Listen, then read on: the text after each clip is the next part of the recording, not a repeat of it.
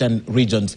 Mandera South Member of Parliament Abdul Haro is now right here with us to talk about this. Thank you so much, Mheshimiwa, for coming tonight. Thank you. I'm glad to see you. When is the last time you were in Mandera with these rains? I was last in Mandera on 30th October. 30th of October. Yes. That's about a month. Almost a month. Almost a month. And the rains just began when we were leaving Mandera. Time, yes. So from the day the rains began until now, yes. What is the situation on the ground? What are you being told by your constituents? Well, the situation is really bad because whole towns have been marooned in water.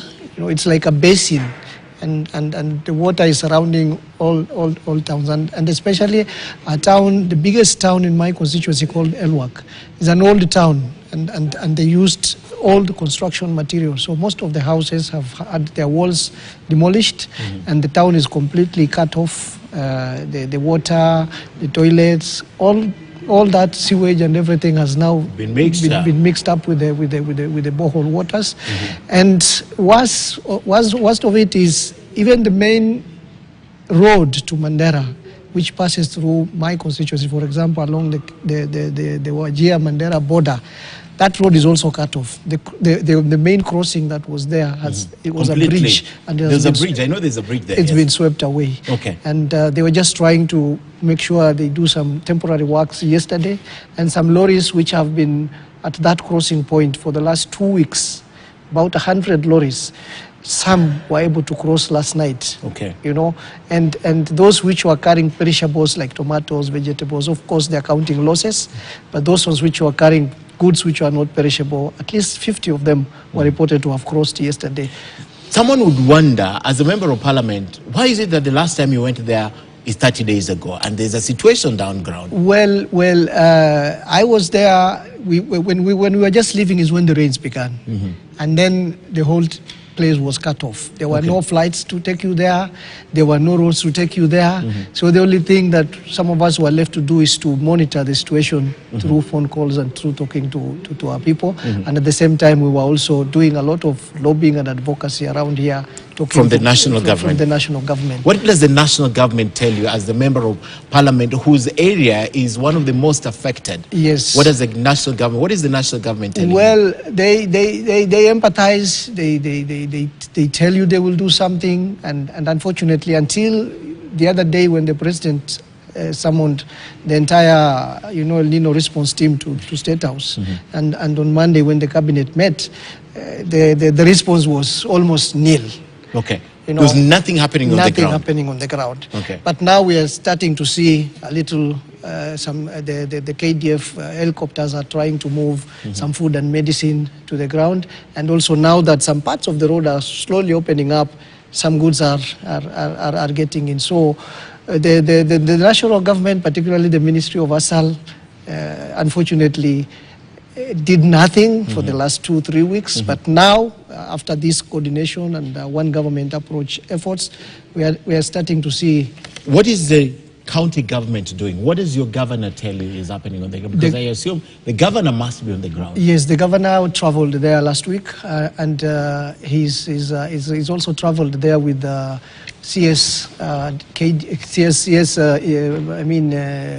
Defense about 4 or 5 days ago. Eden Duale. Yes, Eden Duale. They used the military choppers to access those areas, and he's actually saying the situation is very bad, but the county government is trying its best.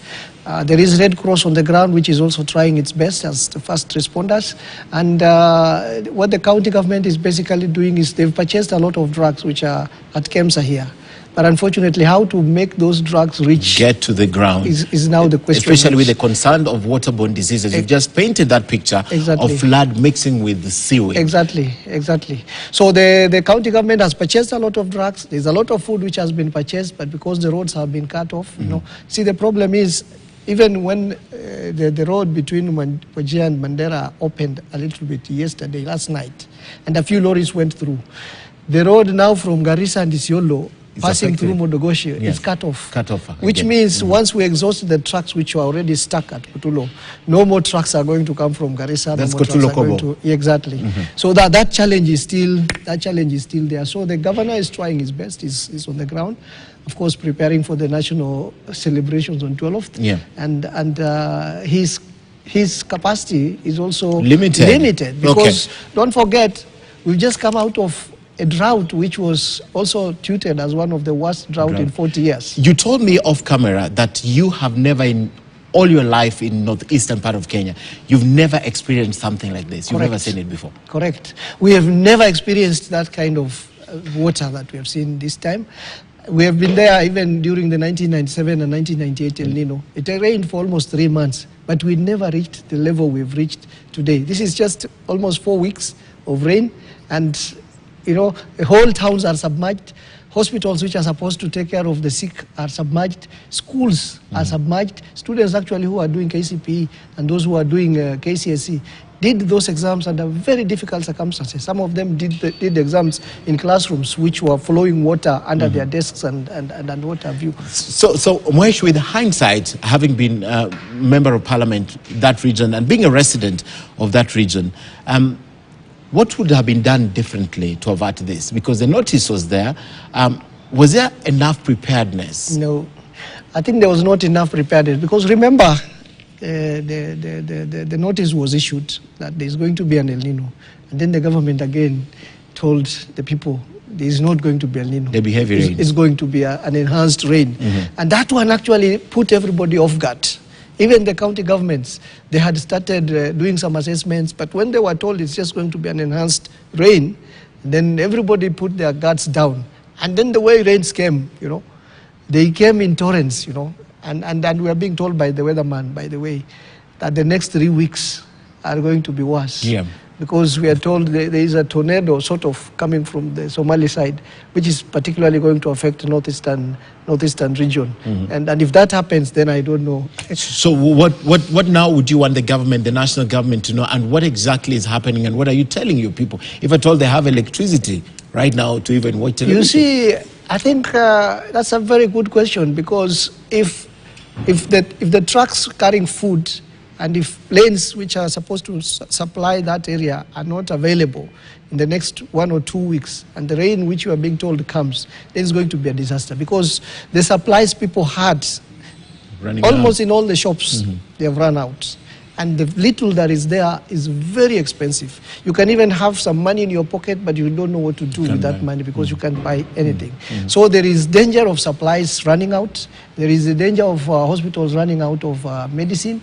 And there is a danger of that place being cut off completely from the rest of Kenya and also from neighboring countries, which means you will be dealing with a population of about, for example, Mandera County is a population of about 800,000 people, according to the 2019 census. So you will be having about 800,000 people marooned in a county which cannot be accessed either from Kenya or from the neighboring countries. And it's the same story if you extrapolate that to northeastern, Wajir, Garissa. The road that was supposed to link Nairobi to Garissa is also swept off at a place called Bangal, which means there is no one coming to Garissa from Nairobi, and the route from Isiolo is cut off at Mudogashe. So this is a place right in the middle of nowhere. Completely. Or right in the middle of water, let me say that. In the middle of water. Yes. And we have never seen something like this, because water is now coming into homes, you know. We used to see floods and, you know, it happens out there, the homes are safe, but now it's like water is coming into every home. It's like perhaps this place was an ocean before, and water is just coming back to reclaim its... So it's like a bowl that is being filled with water right now. That's being filled with water. Okay. Fortunately, there's not so many losses of lives in that region as that now? There are about, up to now, if I speak for Mandera only, because that's the statistics I'm very clear about, we have deaths as of yesterday. We have deaths of about 12 people. That's a lot. 5 people in Mandera East. Actually, all the 5 died in a place called Kamor. You know, somebody did a pit latrine, something like a sewerage pit. They never filled it. The water came, and because it's a popular crossing point, especially for children, you know, they all come there, they put their foot in the water, and because there's a pit down there, they disappear. So that kind of neglect and poor workmanship when contractors do some of their works is also a bad thing. And then 7 others have died in Mandera South constituency, for example. 2 standard 8 children died during the early days of the rain because they also fell in pits like that. When the water is filled everywhere, you don't know where there is a depression, you don't know where there is a pit, and they died in that kind of a scenario. And 4 of them were also swept away by a river called Laksure, which has got its source in the Ethiopian highlands. So we have about 12 deaths confirmed from your. Yeah. All right, your final words on this in terms of intervention. If you think there is something that can be done, especially with these 3 weeks that have been projected, that it will even be more serious. I would really urge the government to step up its efforts, particularly in those counties which are marooned, and then we want to see this action that the president announced, that the government will move in with a one government approach. We want to see the Ministry of Health, Ministry of Transport, Ministry of Arid Lands, Ministry of Special Program, all those ministries working together in terms of consolidating their capacities and their efforts. And we also want to see our military in action. Like in Somalia now, the military is assisting people who are marooned in floods. We want to see our military also come in with their choppers and assist. In some of the areas in northeastern now, it's only airdrops that can supply people. You drop in water. And you drop in those ones who have moved to the higher ground. Okay. You can drop for them the mules. But do we have the capacity for airdrops? You see? Red Cross have told us they don't have the capacity for airdrops. I don't think KDF has capacity for airdrops. The only institution around that I think has capacity for airdrops is the WFP, which can call its air force from, its air power from Khartoum and South Sudan and what have you. Okay. But they can also not move in unless the government declares this as a national disaster. Yeah, exactly. So we are asking the government, first of all, don't shy away from announcing this as a national disaster. It's a disaster which has engulfed 36 counties. And there are so many deaths, almost 130 by today in the entire country, according to the statistics I had read somewhere. And that's, by any chance, a disaster of a big magnitude. Exactly. And we don't know, as the rains are expected to come until up to January, the suffering can only be more. And of course, don't forget, like we said, mosquitoes are now everywhere. We'll start seeing malaria outbreaks, even yellow fever outbreaks, which affects livestock and people. We will start seeing diarrhea problems like cholera and what have you. Yeah. So we want to see the government committed to this cause. Let them announce it as a national disaster and move in as a one government approach, and let them take resources there. Okay. Yeah. A good place to end. Thank you. Declare it national disaster and get resources into northeastern and most of the eastern part of the country also. Thank you so much, Mandera South Member of Parliament, Abdul Haro. We'll keep monitoring what's happening and definitely reporting on this. Our teams are always on the ground to see what happens. Those statistics should come to an end, but the projection is the rains will proceed.